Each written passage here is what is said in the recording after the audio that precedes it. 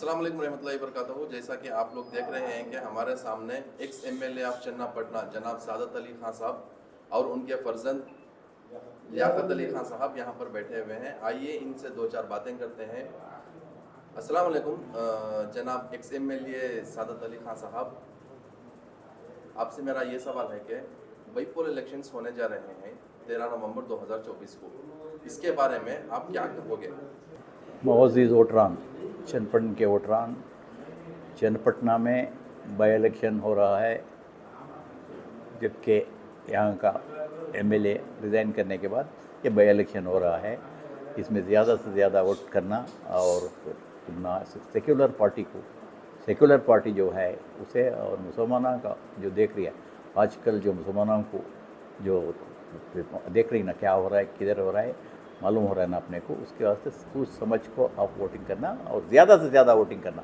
क्यों बोलो, तुम्हारे मोहल्लों में बहुत कम वोटिंग होती है कंपेयर दूसरी जगह देखें तो खरियों में जो है 90 से 95% वोटिंग होती है, जबकि यहाँ चन्नपटना एक सिटी में 60% होती है। तो 20 से 25% वोटिंग फ़र्क होती है चन्नपटना और खरियों में। उसके लिए मेहरबानी से आप वोटिंग बूथ को जाइए और अपना कीमती वोट भी करें, कैस्ट करें।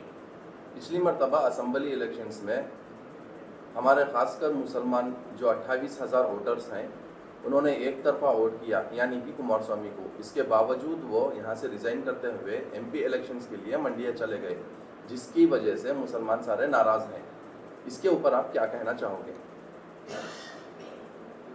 वो तो उनका पर्सनल ये है, और क्या करके बोला तो उनको पार्लियामेंट की असेंबली के बाद पार्लियामेंट इलेक्शन आया तो उन्होंने पार्लियामेंट को जाना चाहते थे। पार्लियामेंट में उनको फ़ायदा भी होकर है कि वो सेंट्रल मिनिस्टर हो गए यहाँ से जाकर मंडिया में, और मंडिया भी उनकी कॉन्स्टिट्यूंसी, जबकि मंडिया में 8 एमएलएस मंडिया कॉन्स्टिट्यूंसी में आई, पार्लियामेंट्री कॉन्स्टिट्यूंसी में, उसमें 7 कॉन्स्टिट्यूंसी कांग्रेस की थी। बावजूद उसके 2 लाख वोटों से ज़्यादा से आकर रही नो, उसमें क्या है करके बोलो तो उनका फ्यूचर जो है, उनका फ्यूचर के लिए वो चन्नपटना की कॉन्स्टिट्यूंसी को रिज़ाइन करे और मंडिया की पार्लियामेंट्री कॉन्स्टिट्यूंसी को वो कबूल कर लिया। नहीं, असल वजह मुसलमानों की यहाँ पर नाराज़गी की, उन्होंने बीजेपी से हाथ मिला लिया, इस वजह से सबसे ज़्यादा नाराज़ हैं। क्योंकि पिछली मरतबा भी कांग्रेस से एक उम्मीदवार खड़े थे, उसको वोट देने के बजाय मुसलमानों ने एक तरफा वोट जेडीएस को ही किया था, क्योंकि वो मुसलमानों के उस टाइम पे साथ थे। जबकि बीजेपी को कभी मुसलमान वोट नहीं करता। अब वो कुमारस्वामी बीजेपी से जाकर मिल गए हैं। अब इसमें यहाँ के चन्नपटना की अवाम कितना % वोट जेडीएस को कर सकती है?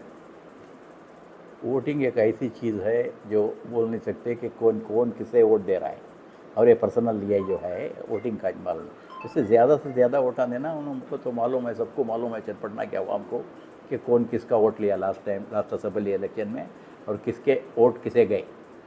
कांग्रेस बीजेपी की तरफ से, बीजेपी का जो था हमारा कांग्रेस का एमएलए था, उसके कांग्रेस का एमएलए जो था उसे वोट ना देकर कुमारस्वामी को दिए।